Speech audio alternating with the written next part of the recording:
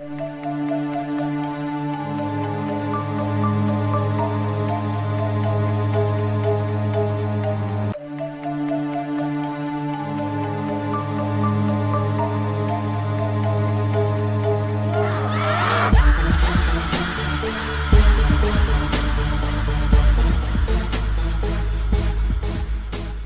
we know we've talked about the missing 411. We did an episode with Aldo. And we've referenced it like a gajillion and a half times. And I'm sure most people that are listening to the show are at least passingly familiar with the missing 411 cases and the idea behind it. But if you guys have never heard about it, or at least some of you, Mike, why don't you tell us just a brief description of what the hell's going on with these missing people? All right. So basically, the idea behind, well, I shouldn't say the idea, the whole phenomenon behind this missing 411 thing is people going missing in national parks. For some reason, these national parks, these protected areas by the government, seem to have a lot of disappearances. And a lot of them are very strange disappearances. A big chunk of them are centered on kids. For some reason, kids will go missing, and a lot of the time it's when they've been out of sight for less than a minute, and they'll just completely disappear. And in some cases, it's been like as quick as a kid will jump behind a tree, and then he just never comes out from behind that tree, and no one sees anybody come or go. They just disappear, and there's no evidence. And in some cases, they're never found. There's rare cases where they're found alive. Then there's other cases where they will find their clothes later on, folded neatly in a lot of instances, but just placed where they've searched numerous times, and typically it's like out of the way. So it's kind of weird. And there's always strangeness around it, but it's not limited to kids. A lot of cases point to experienced outdoorsmen that'll just go and disappear, no trace, or they'll find undisturbed campsites with clothes left behind and just no sign of the person. But all their belongings are there. Everything's accounted for. So it's not like they just like wandered off and got lost. Like all their hiking equipment is at the campsite. They're just gone. We're definitely talking about the weird stuff. They're not taking into account murders, or even if they have evidence. These are for cases that they have no fucking idea what happened. These people, like Mike said, in some cases are literally vanishing right before people's eyes. And in a lot of cases get put down as animal attacks, but if the bodies are found, they never match what an animal attack would be. The bodies aren't mutilated, they're not dismembered, eaten, chewed on. It just doesn't make sense. Now, we recently ran across a new documentary that they've made about, it's newish, I guess 2017 is when it came out. Yeah, they've been working on it for a while. It was the author of the 411 series, David Paulides, and his son. They were working on it together. And it's been something, it's been a couple of years at least that they've been working on it, and it was just released last year. And it's available on Hulu right now. So if you have Hulu, you can watch it for free. I don't know if it's on Amazon, but I think it's only on Hulu right now. Yeah. You could probably rent it through Amazon, I bet, though, or iTunes, or any of those rent to view type deals. But like Mike said, this is handled by the main dude who's covered this. He's not the only dude, but he's the main dude. Do you know how he got started on investigating these missing people? He's a ex-police officer, and he was looking into some missing cases.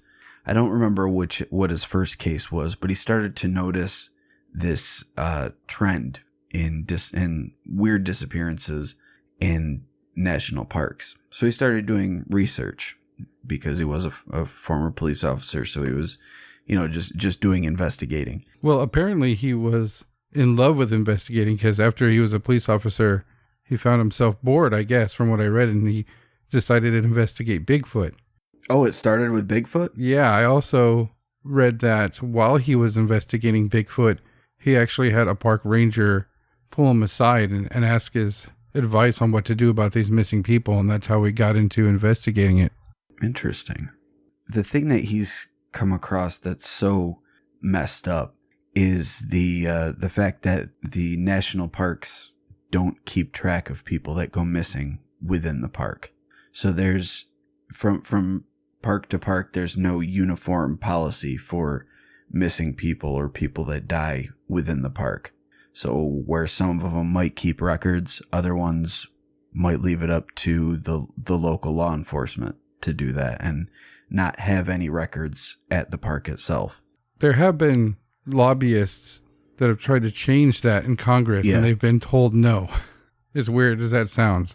It's very strange, but that could kind of, I think that might be a clue, at least, if not a clue towards what's behind this, a clue that they might be more knowledgeable of it than they're letting on. Mm-hmm. Well, there's a couple of cases that stood out to me in this documentary, and they opened the first one, which was the one of them that caught my eye, was the Dior Koontz Jr. case. He disappeared from the Timber Creek campgrounds in the Salmon Chalice National Forest, located in Idaho Falls, Idaho. And this took place on July 10th, 2015. And he was 2 years old at the time, I believe. Right, Mike? Yeah, or maybe he was 3. 2 or 3. So the story goes that the baby, Junior, his dad, Dior Sr., the mom, Jessica, her grandpa, Bob, and his friend Isaac all decided to go camping in this Timber Creek campgrounds. And the way they relay how their day went is that they traveled at night on the 9th. And when they got there, it was too dark. They were all too tired, so they just instantly went to sleep. They parked. The friend Isaac threw up a tent. The grandpa stayed in the motorhome trailer type thing they were towing. And they drove their grandpa's Suburban up there, and the family, the mom and the dad and the baby, slept in the Suburban. So in the morning they wake up, they realize then they're going to need more supplies. It said that the mom needed feminine products, but for whatever reason, the mom, the dad, and the baby all head back into town to get some supplies. And when they come back, Grandpa and his friend show them some fish that they had caught in a creek that's about 100 yards away. Oh no, 100 feet away. Yeah, it wasn't very far at all. So the mom, the dad, and the baby all walked back with the grandpa's friend Isaac to show him where they were catching these fish, to set up their own fishing gear because they planned on fishing that day.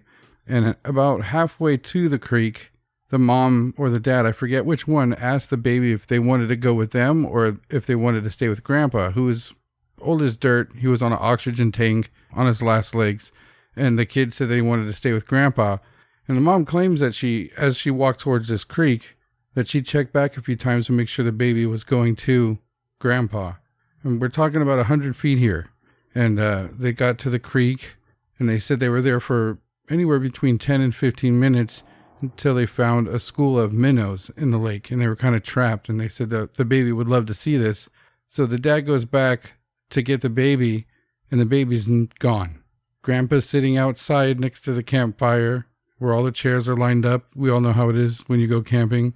And they ask him, where's the baby? He's like, he was playing right there. He should be right over there, which was, I guess, playing with a tree and some dirt that was maybe 20 feet from Grandpa, and he was just gone. So they look for about an hour before they call the police, I guess, and they send search and rescue, and they had hundreds of people looking for this kid.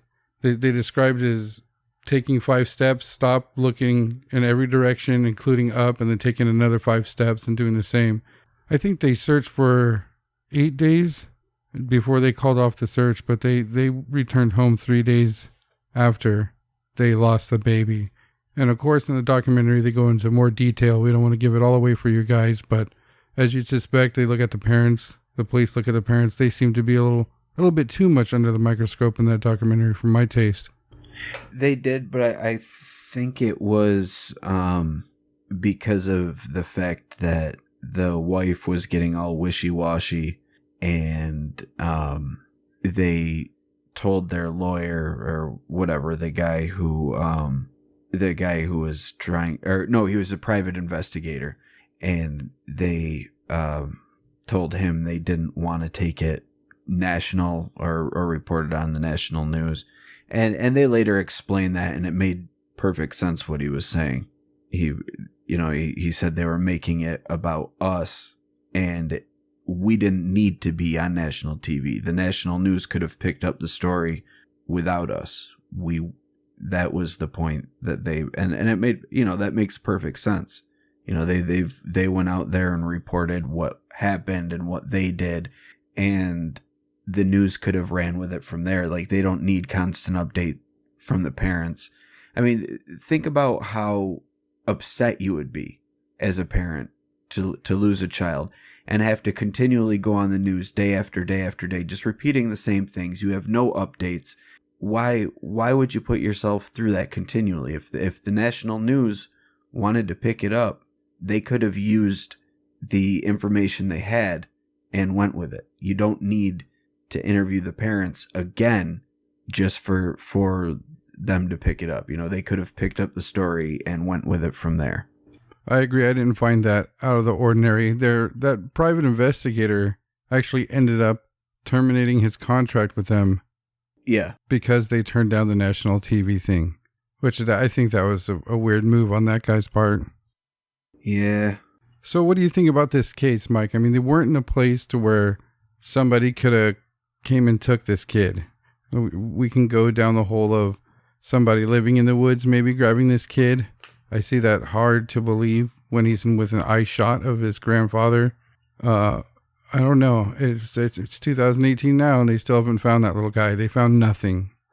This is one of the cases to where they found absolutely nothing. Yeah, and this case, I don't want to.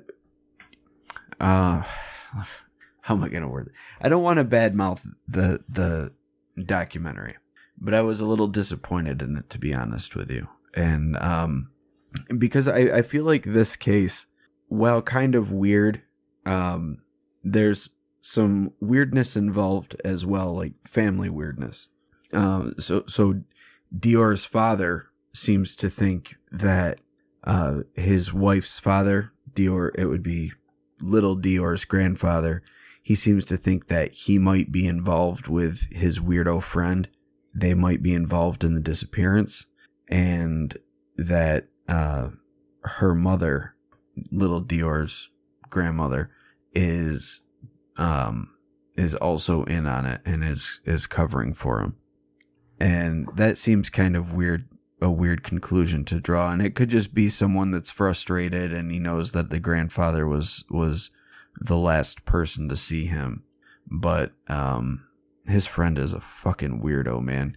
But I mean, people can be weird without stealing kids. So I don't want to immediately draw the assumption just because he's a weirdo that he's a child thief. And then there's the whole thing, like, where would he go? Even if the grandfather and his friend were involved, they stayed there. They didn't go anywhere, and there was no evidence of this kid to be found. So if they were kidnapping him, they either have a magic tunnel that they put him in, or some secret compartment. I don't know, but it just seems kind of fishy. It is weird. That dude was a fucking weirdo. Yeah, he really was. But he was with the mom and dad when they walked back to the creek, so we don't. Yeah, but then they said that he walked back by himself before Dior Sr. went up to get his son. So where does this lean towards you? I don't know. This one I didn't feel was as compelling as some of the other cases. What do you think about the idea of an animal attack in this case? I mean, I don't think an animal attack, because you got to think about it. If you're being attacked by an animal, it's not going to be a pleasant situation. You're going to scream. You're going to hear the animal. It's not going to be a silent thing. So I don't think, especially with him no more than 100 feet away from his grandfather at any point in time, I think it's easy to rule out an animal attack because somebody would have heard something.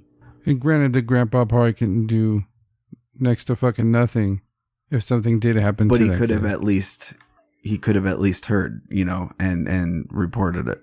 He would have said so. And when they're asking him, he could very easily say, if it was an animal attack, yeah, I mean, I'm fucking old, I'm pulling an oxygen tank, something grabbed him and took off fast, it was an animal. And that would be the end of the fucking story. But he's saying he was right there, and then 1 minute he was gone. Yeah, he did admit that he was kind of being, he wasn't being as watchful as he should have been. But he said he turned around maybe 5 minutes, and he didn't even realize that he was gone until Dior Sr. came up and was like, hey, where's my kid? And he had no idea. That's so fucking creepy. It's very interesting. I've always been fascinated with this case.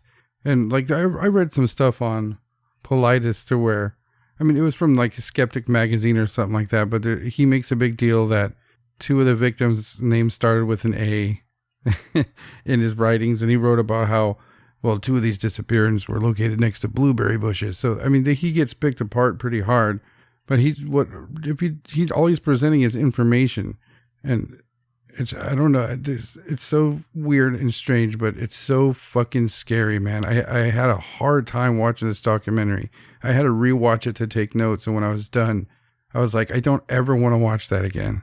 Yeah, I did also find it weird that they focused on just the disappearance of children as well. Me too. I was hoping that there was more than that.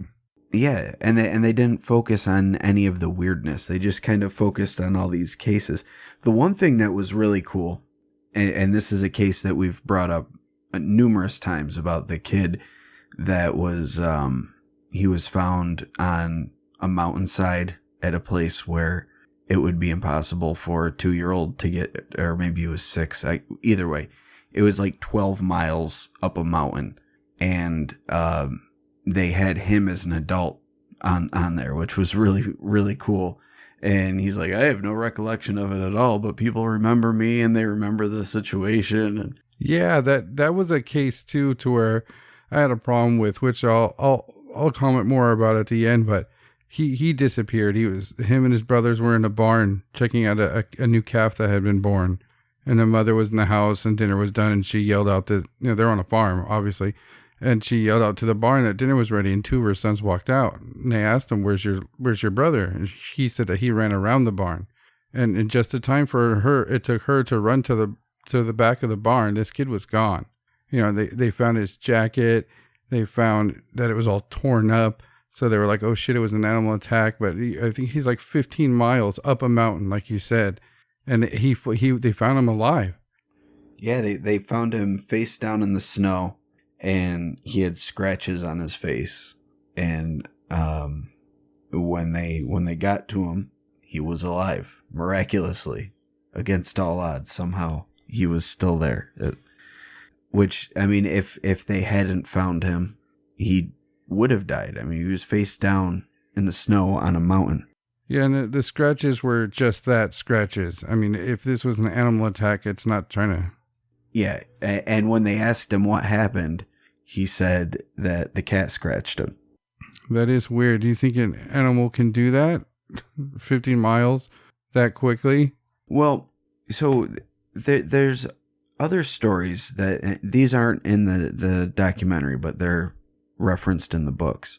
But there's children that have been found will report in some instances that there was a hairy man or some sort of creature that fed them and kept them warm, which is why when they're found, even though it's been days, they don't look like they've starved or been Usually they don't even look like they've been in the wilderness. They're not all filthy like you'd expect for someone who's lost in the woods and doesn't know what they're doing.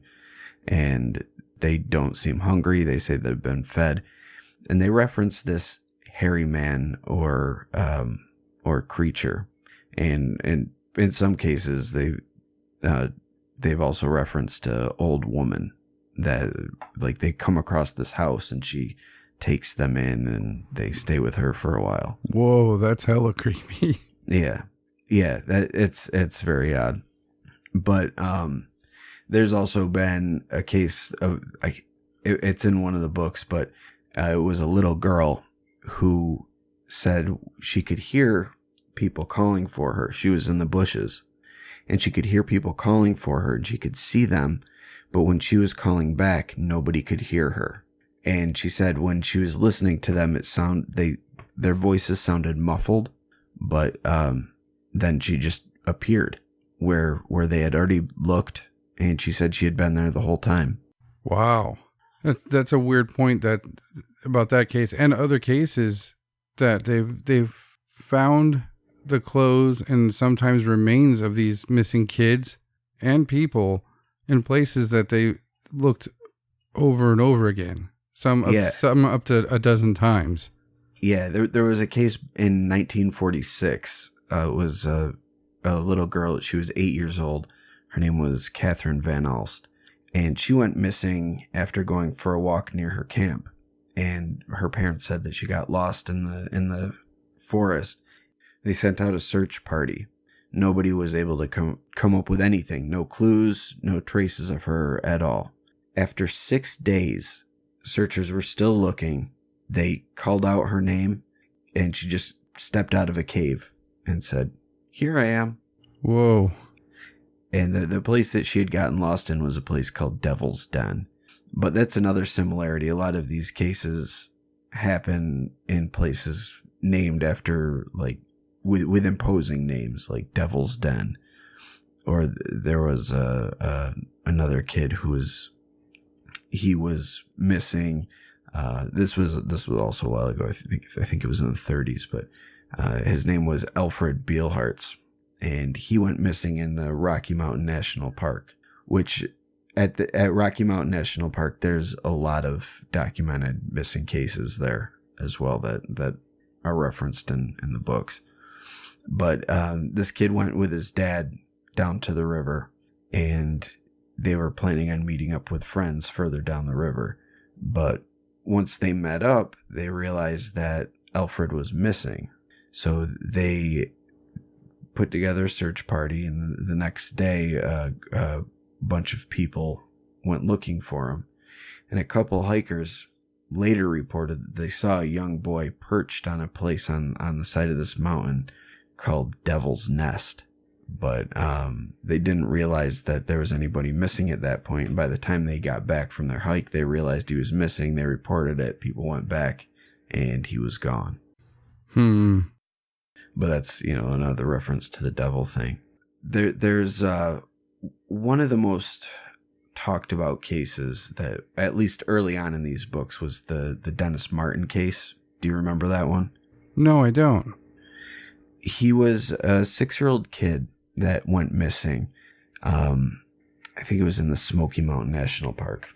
But that park also is known for having a lot of disappearances. But he was playing with his brothers, and what they were doing was on the trail, they would run ahead a little bit, hide behind a bush, and then when his parents or his other brothers would come up to where they were hiding, they would jump out and scare him. So Dennis was doing this. He went behind the bush and never came back out. He was wearing brightly colored clothes, so he would have been able to be seen if he was, just slightly off trail, or if anyone was pulling him through the trees or anything. And he just disappeared. He went behind the bush and was gone. And I think this might have been one of the cases where it was a blueberry bush. But later that day, there was a group that was hiking, and they heard this loud scream come from the forest. And shortly after hearing that, they saw what they described as a rough-looking man moving through the woods with something thrown over his shoulder, but they couldn't make out more than that. But one of the people said that the rough-looking man was hairy, like covered in hair, and that he wasn't a man. He was a wild man. But this case ended up becoming one of the biggest national park searches ever. And they even got help from the Green Berets, the Army Special Forces, which seems kind of weird to get the Special Forces involved for a missing child, don't you think? Yeah, I don't think I've ever heard of anything like that before. Yeah, that's very strange. Maybe you knew a guy who knew a guy. I don't know, but it's that he and Dennis Martin was never found. Never nothing. They found nothing, huh? No, even with the Green Berets involved. Yeah, you think you'd find clothes or something, or some type of clue. And again, in some of these cases, they do. Another case from the documentary that was pretty shitty was the disappearance of Jared Adadero. He disappeared from the Comanche Peak Wilderness Park located in Colorado on October 2nd, 1999. He was 3 years old. I just couldn't get over it. Like the first case, that kid was 2. It's so young. It sucks so bad. But yeah. Jared's dad, Alan, ran the Purdue Canyon Resort, and he had been running that resort for years. This year, the resort was occupied by a Christian singles group who were working for Alan in exchange for lodging. It's reported that on October 2nd, the singles group were planning to take a trip to a nearby trout farm located about 2 miles from this resort. Alan's daughter found out about the trip and she asked her dad if she can go along. She actually had one of the singles group members ask the dad if she could go with them. And the dad, not wanting to have his son feel left out, asked if they could take Jared too. And he said yeah, or they said yeah. After a short time, Alan said he turned on a football game and fell asleep. But he was waken up by one of these group members with the news that they lost his son. In the documentary, he said that they told him he's okay, but we can't find him, which I thought was pretty weird. That is a very weird way to put it. What they explained was that they did not go to this trout farm that was 2 miles away, but they rather decided to take a hike on this trail called the Big South Trailhead, which was 15 miles away, which is pretty fucking, that's not... And definitely not a trail that a 3-year-old should be even attempting. Yes. So shortly after the hike began, they said the group split up and they left one adult in charge of the 2 kids. And just after 15 minutes, the boy was gone. They said he was playing some 15 feet ahead of them, and he just disappeared. The daughter stayed with the person and he ran up a little bit. There was 2 fishermen who came forward and said that they had seen Jared. They knew it was him by the description of clothes and stuff. And they said that he had stopped to ask them if they thought there were bears in the woods. And they told him yes, but they did note that the boy was alone at this time. So unfortunately, he was already lost. I don't think I would let a 3-year-old just walk away anyway. Yeah, that does seem weird. Like without even saying like, hey, where's your parents? Yeah, 3 years old. That's a baby. Yeah. Yeah, that's terrifying. Yeah.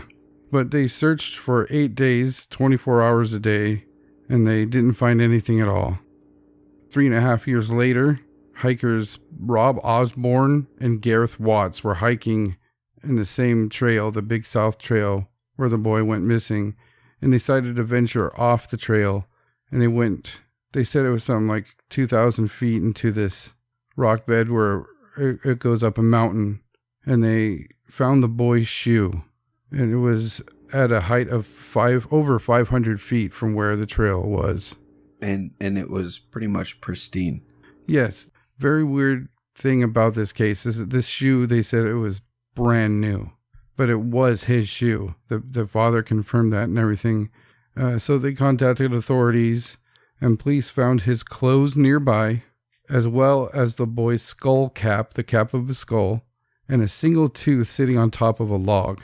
Now, for me, that's a little extra weird. We'll get into it after this, but they tested the boy's clothes and it revealed no animal hair, no animal blood or human blood. I don't know how you can say he was attacked by an animal after that. Again, the shoe was like new, but the clothes were ragged and aged like they had sat outside for 3.5 years. But there was no blood. Yeah, no blood. They had been chewed on by animals, which is weird to know that and say that they didn't find any animal hair on it. Yeah. Well, I think what he meant, because he said when they were found that there were rodents that had made a nest of the pants.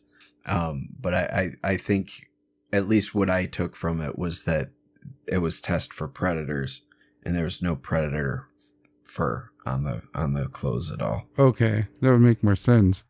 Yeah, because I mean, how are you going to be an animal that attacks something and not leave hair? It's damn near impossible. Another weird point is that his clothes had all been turned inside out. Did that seem odd to you? Especially, which, I mean, no, because think about having a little kid. Like when they take their clothes off, 9 times out of 10 they're inside out. Still, I mean, I've got kids that are 12 and 8, and it's a 50-50 chance their clothes are going to be inside out come laundry time. I know the pain. Yeah. So what did you think about goddamn kids? This one's a weird case as well, but since we're not getting any of the information from the people that were actually there, I don't think that this case can be ruled out as not being either the kid got lost in the woods or was taken. Take it now. See, that's one thing that I struggle with when people say that they were taken. For where they found this kid's bones, or at least the top of his head and his clothes and shit like that, from the time that they alert authorities and people start looking, I think that a lot, like with the first case, like you said, like God forbid, let's say they offed the little kid and they left his body there. They searched. There was no body. There's just nothing. But don't you think? Yeah, that's the weird thing. But so, if it's like a weird serial killer, they're fucked up, man. They'll do shit like that just to fuck with people looking for them. I think that has something to do with how they're finding their clothes folded in some of those cases. Yeah, it could. No, what about this kid's shoe being so pristine? That's a weird one. Maybe that's returning to the scene. I don't know. Yeah, maybe like if the kid was lifted up off the ground and just taken, because there were no scuff marks on the shoe, which is a point that's made in the documentary. If he was dragged somewhere, taken away, there would have been scuff marks on the shoe. Mm-hmm. Unless somebody had it and then washed it and left it there. I think that this Christian singles group was something much worse than a Christian singles group. It's funny you say that, because I was thinking the same thing. Like, what if they were like sacrificing him to some ancient deity or something? Well, to find a single tooth, just one, on top of a log. And the top of a skull. Yeah. That for some reason, my brain just went, oh, that was a sacrifice. Yeah. That's super creepy. Yeah. You tell the dad you're taking the kid 2 miles away. You end up going 15 miles away.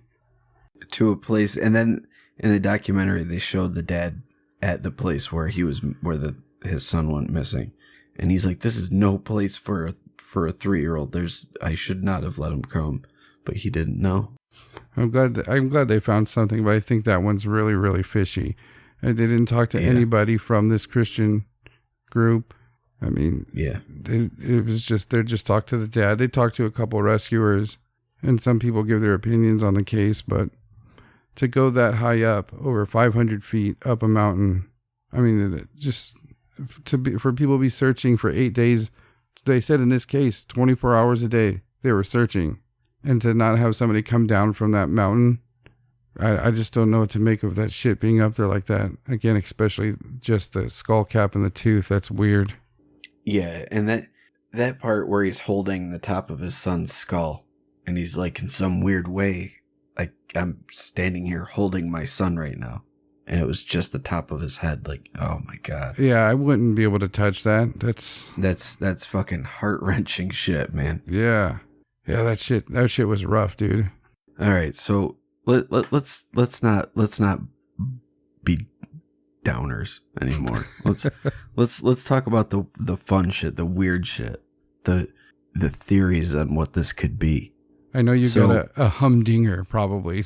Well, I mean, you can start with the most mundane and the most easily explained ones, and say it was either a predatory animal or someone got lost and died of exposure or starvation.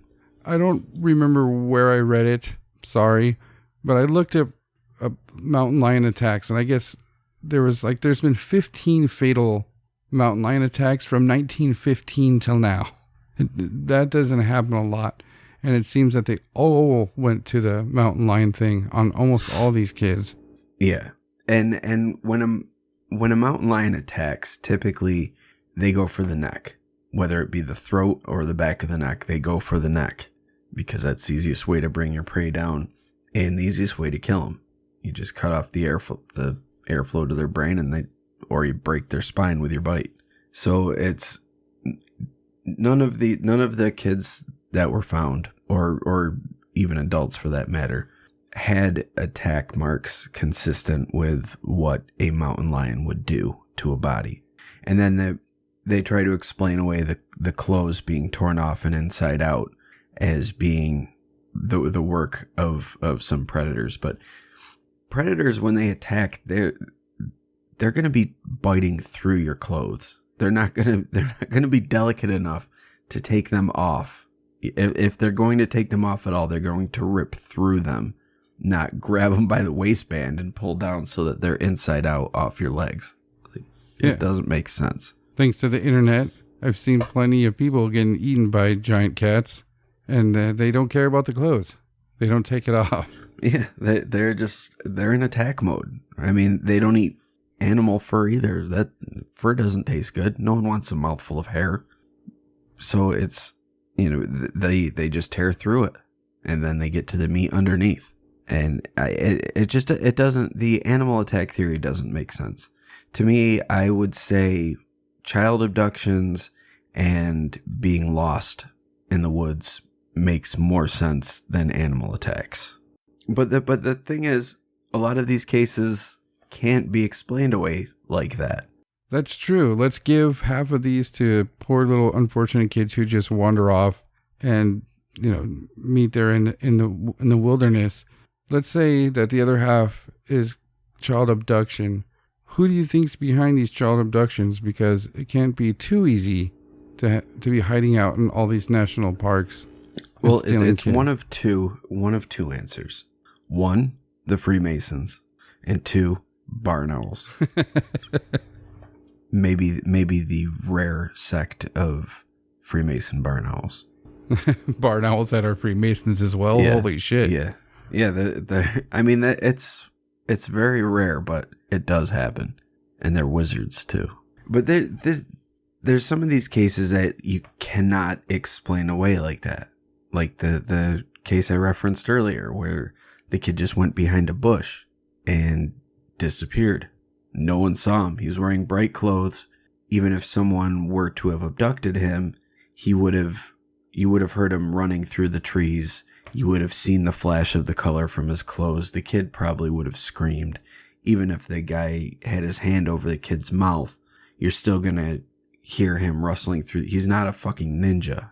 He's not going to just ninja the kid through the forest without anybody seeing or hearing him. It doesn't make sense. And there's so many cases that are like that. And then the cases where the kids are found and they have no idea that they were even gone for that long, or they'll report that something was taking care of them and feeding them and keeping them warm. There's so much weirdness involved.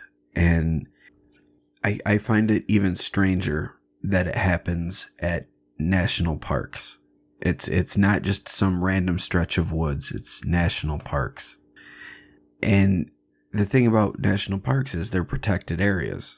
So what if our government is aware of these? What if these are ancient sites that even the natives were aware of, and some of the spirits from their mythology really exist in these areas, and or maybe it's just like a place of power or a place where two dimensions or two realities connect, and there's just these random spots that open up and poof, you're in a different dimension.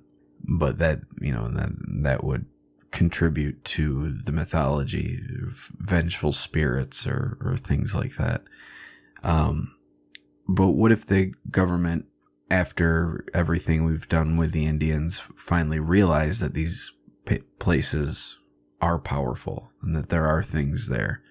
And so they set up these national parks in these areas as a way to kind of keep watch over them and figure out what's behind this power, or attempt to figure out. And then maybe they found out that these national parks, the whatever these things are, needs some sort of sacrifice, for lack of a better term.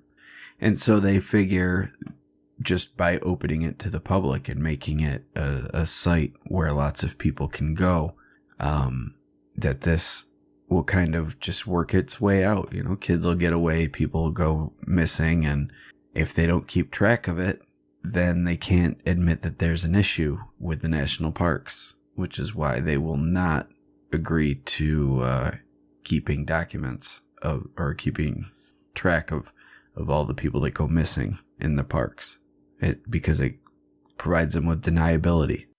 Most definitely. That was weird to hear at the end of the documentary, that they've been asked to keep records of this, or at least investigate these things further, and they won't.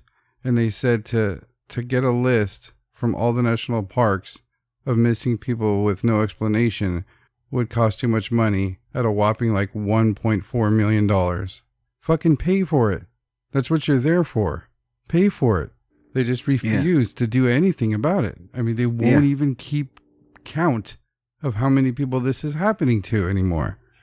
Yeah, by all logical explanation, or by all logical reasoning, they should. But again, it creates deniability. If they don't have a document that covers all of the missing kids, then they don't have anything to go on. They can say, we don't keep those records, therefore you can't draw the comparison between other cases that are similar. And if you start having proof that X amount of people go missing from parks A, B, and C, then you can start digging a little deeper, and you start trying to look for what's in there. Why are people going missing?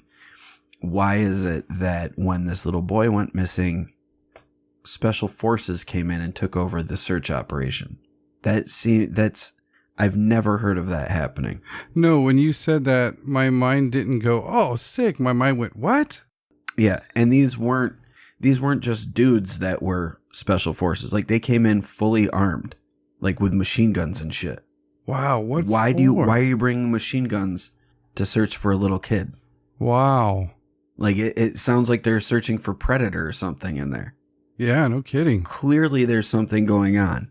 And there's a lot of cases where people will report coming across, well, I shouldn't say a lot of cases, but there's documented cases of people coming across fully armed special ops teams in the forests, and they'll just tell them they can't go past this point because they're doing training. And the people just, go back the way they came. Yeah, who's going to argue with a squad of dudes with fully automatic weapons where they shouldn't be? Right. And something similar happened on a mountain near the alleged site of the Dulce base. There was a group of hikers going on the mountain, and all of a sudden an armed group of soldiers comes out and basically tells them they need to go because they're training, and if they don't go, then there's a chance that whatever weapons they're testing or whatever could kill them. So basically, leave or die. Yeah. So they leave. Yeah. And if you remember about the the Dulce base, the people that report on the Dulce base, there's one level where there's just humans and human remains floating in jars. So what if there's like some sort of weird like base underneath all these parks? That's what I'm leaning towards. I mean, I think this is all experimentation. Yeah, and like I said, what better place than a national park? You've got lots of people coming in every year, and if someone goes missing, you've got lots of forest land to, and predators. It's very easy to blame it on something natural, even though the disappearance is anything but natural. Yeah, we've all seen the National Geographic Channel. We all know how big some of these national parks can get. Mm-hmm. And I'm not saying that the park rangers drive everywhere and search everything all the time. Yeah, and even though we've got, a map of the national park, it would be impossible for a ranger to cover the entire park, or even a whole team of rangers to cover the entire park. In a lot of cases, you're dealing with mountains, you're dealing with densely forested areas, you're dealing with lakes and hills and valleys and streams and creeks and predators and all sorts of things. It's not possible to cover every square foot of area in a national park. Maybe it is an ideal place for shitty people to do shitty things. Or aliens. Or big feats. Yeah, I mean, a lot of that stuff's reported in these cases as well, right? Weird lights. Yeah, and like I've mentioned the hairy creatures that are mentioned, and we can look back to Native American mythology where they talk about the Bigfoot. It's lots of different tribes talk about this ape man in the woods. A lot of them have different names for it, but basically Bigfoot is what it boils down to. But a lot of these myths have Bigfoot being a spiritual thing, or spirit rather than a flesh and blood thing. And modern sightings also reference that Bigfoot seems to either appear with like out of the fog or just go behind a tree and disappear. So if they're able to blink in and out, are they teleporting? Are they going to a different dimension? Are they spirit beings that just kind of materialize and disappear? And if so, are they able to take people with them? Are they able to just go grab someone and phase out and phase in somewhere else? And if that's the case, what are they doing it for? What's the reason behind it? Mm-hmm. Are they hungry? Like, are they taking these people and eating them and then bringing the clothes back? Like, sorry, here's some clothes. But then if that's the case, why do some of the kids come back? Yeah. With no recollection. Not in all cases, because some kids have reported the monster or the weird house. But in those cases, it seems like it's like some sort of parallel universe or alternate dimension that they crossed over into, and they're interacting with the people or beings of that universe and being cared for. And maybe in those cases, it's like a benevolent entity is appearing to the kids and taking care of them until the time is right where they can cross back over. And then when they cross back over, they're like, here you go, kid. Be free. Go home. But maybe in some cases, the kids cross over and they don't find that benevolent entity. Maybe it's some malevolent entity, or maybe they don't find anything at all and they just get lost in the alternate dimension and they're not able to cross back over. And then maybe one of these nice guys finds the clothes of the kid after they died, and they bring them back to where they belong and just leave them there. Like, hey, it doesn't belong here. Let's just get rid of it, take it back, let them have it. If it is experimentation, there's a lot of shit still that can't be explained. Unless it is like a thing with aliens where they're, and I say aliens with quotey fingers because they're probably not aliens. aliens. They were probably here long before us, and they're probably going to be here long after us. But they live underground, and they build bases, and they've got spaceships, but they're not spaceships. They just do things that we can't do, and we can't explain it. So therefore, it's an alien from outer space. But they're probably, if these things are real, the Greys and the fucking lizard people, they're probably stuff that's been here before we were here. And these bases are underground, and they probably just have some sort of teleportation thing. Like a kid, they're like, oh, there's a kid there, and they're sitting there like 1,000 feet under the ground, and they've just got these devices, and they're watching, and they see the kid in the woods hiding behind the tree, and they're like, oh, fuck yeah, easy pickings, boop. And then he just phases out of our reality and then phases back into their base. And then they do whatever they do with the people they kidnap. Eat them or clone them or harvest them. I don't know. I'm not an alien that lives underground, so I can't talk about what they do. Yeah, maybe I don't believe it's all experimentation, but I think if I had to pick on what it is, it's either experimentation or something like that, something that's taking these kids to different places. I think maybe that when areas are wooded and deep enough and there hasn't been people there for a long amount of time, I think that we don't know as much about what's in the woods and what the woods are as we think we do. There's not just some cases to where they remain 100% unexplainable. In most of these cases, the police don't even have a conclusion for their investigations. They just say unknown. But there's an overwhelming amount of shit that's odd and unexplainable with these people going missing. So it's either experimentation or some fucking dimensional breaching. Maybe an entity that's doing that, like you said, taking these people, these kids. Yeah, I don't know. There's a lot of weirdness, and there's a lot of weird explanations that it could be. You know, I mean, who knows? Maybe it could be time travel. Maybe they hit this weird pocket of time travel, and it sends them back like 100 years. And then so people in the past are like, what? What is this? Yeah. And just some kids like, oh, my Bobby. They're like, oh my God, come here. And then he ends up becoming his own grandfather or something. Well, I guess in closing, I just have to say, and I really don't mean to bash anybody who's lost their children in these national parks, but almost every case I read was just lazy parents, people not watching their kids. Yeah. And that shit sucks. That's inexcusable. In some of these cases, I think there should be charges brought against these people just for the fact they weren't watching their kid properly in a national park. Yeah.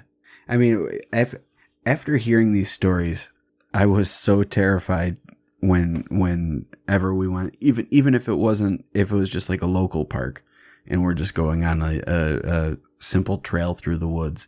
I don't want my kids to go around a bend if I can't see them. I don't want them running up, and I'm just, cause a lot of these cases, that's all it took. The kids ran ahead, went around a bend, never saw them again. Yeah, it scared me at first watching this, and I asked my wife to watch some of it with me just to get her ideas on what could have been going on. And she was like, does that scare you? And I was like, yeah, that's fucking scary, dude. She's like, they're never out of arm's reach with you, dude. She's like, you wouldn't let your kid go walk 50 feet back to basically crippled grandpa. I was like, hey, you're right. Yeah. And I'm not saying those parents had it coming, but she's like, we watch our children. It's okay. Yeah. But another weird thing about these cases is, much like aliens, they kind of tie into the fairy lore stuff. That's what I was going to say with hearing the muffled yells for their name and not being able to talk back. I instantly thought fairies. Yeah. And there's lots of stories of the fairies leading people away and inviting them to dinner, and they start eating. And before they know it, once they show back up in our world, days have gone by, but it only seemed like hours to them. And they say that these beings were feeding them and giving them food and shelter and basically partying And it only seemed hours, but days had gone by in our world. And that's very similar to what happens to the kids. And I mean, if you're thinking fairies, it would be more appealing for a kid. You know, a little fairy pops are like, hey, come with me. Oh my God, I'm going to follow the fairy. That's true. That's a good point.